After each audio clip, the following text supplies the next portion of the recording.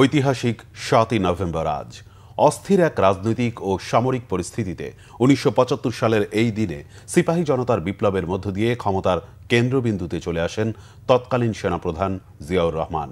শেষ হয় অভ্যুত্থান ও পাল্টা অভ্যুত্থানের পালা। সব অনিশ্চয়তা দূর করে ঘুরে দাঁড়ায় বাংলাদেশ। আরো জানাচ্ছেন সিকান্দার রেমান। ১৯৭৫ সালের ১৫ই আগস্ট সপরিবারে শেখ মুজিবুর রহমান নিহতের পর দেশে তৈরি হয় অস্থিরতা আর অনিশ্চয়তা। রাজনৈতিক পালাবদলের পর নভেম্বরের প্রথম সপ্তাহ পর্যন্ত রাষ্ট্র পরিচালনায় বিশৃঙ্খল পরিস্থিতি বিরাজ করে। চলে অভ্যুত্থান পাল্টা অভ্যুত্থান। ৩ নভেম্বর ক্ষমতা দখল করেন ব্রিগেডিয়ার খালেদ মোশাররফ।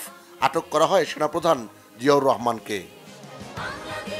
সেনাবাহিনীতেও টালমাটাল অবস্থার এক পর্যায়ে গৃহবন্দী করা হয় তৎকালীন সেনাপ্রধান মেজর জেনারেল জিয়াউর রহমানকে।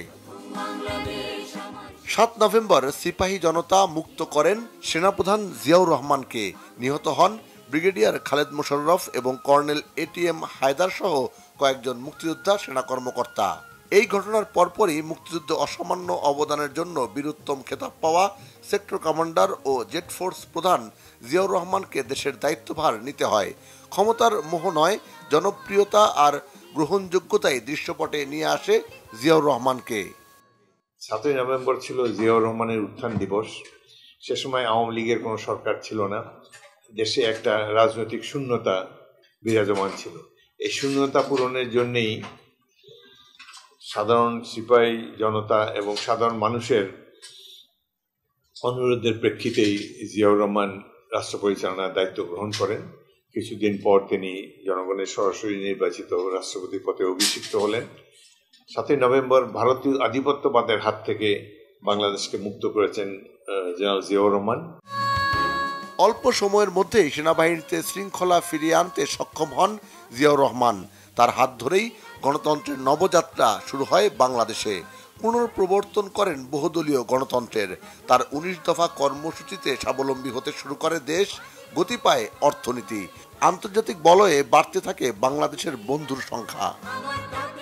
৭ই নভেম্বর যেভাবে জিয়াউর রহমানের উত্থানের ফলে ভারতীয় আধিপত্যবাদের হাত থেকে বাংলাদেশ মুক্ত হয়েছে, একইভাবে ৫ই আগস্ট তারিখের স্বৈরাচারী মাফিয়া শেখ হাসিনার শাসনের অবসানের ফলে আবার এই ভারতীয় আধিপত্যবাদের নাগপাশ থেকে বাংলাদেশের জনগণ মুক্ত হয়েছে। এদিক দিয়ে দুটি ঘটনার মধ্যে মিল রয়েছে এবং একটিরই অভ্যুত্থান ঘটেছে সেনাবাহিনীর মধ্যে, আর পরবর্তীকালে ৫ই আগস্ট অভ্যুত্থান সারা দেশব্যাপী, বিশেষ করে রাজধানী শহরে লক্ষ লক্ষ ছাত্র জনতা, সাধারণ মানুষ, রাজনৈতিক কর্মী, দেশবাসী ঐক্যবদ্ধভাবে রাজপথে নেমেছে মাফিয়া সরকারকে হটানোর জন্য। এই দিক দিয়ে দুটি ঘটনার মধ্যে অনেক সামঞ্জস্য রয়েছে। ১৯৭৫ সালের ৭ নভেম্বর সিপাহী জনতা রাজপথে নেমে এসেছিল স্বাধীনতা, সুরক্ষা ও হারানো গণতন্ত্র পুনর্জীবনের দৃঢ় প্রত্যয় নিয়ে। এখনও দেশের মানুষ ফ্যাসিবাদ মুক্ত বাংলাদেশ গড়তে এক কাতারে দাঁড়িয়েছে। ৭ নভেম্বরের সঠিক ইতিহাস জাতির সামনে তুলে ধরতে এবং নতুন প্রজন্মকে জানানোর আহ্বান জানান বীর মুক্তিযোদ্ধা অবসরপ্রাপ্ত মেজর হাফিজউদ্দিন আহমেদ। নাগপাশ থেকে সিকান্দার রেমান, বাংলা ভিশন, ঢাকা।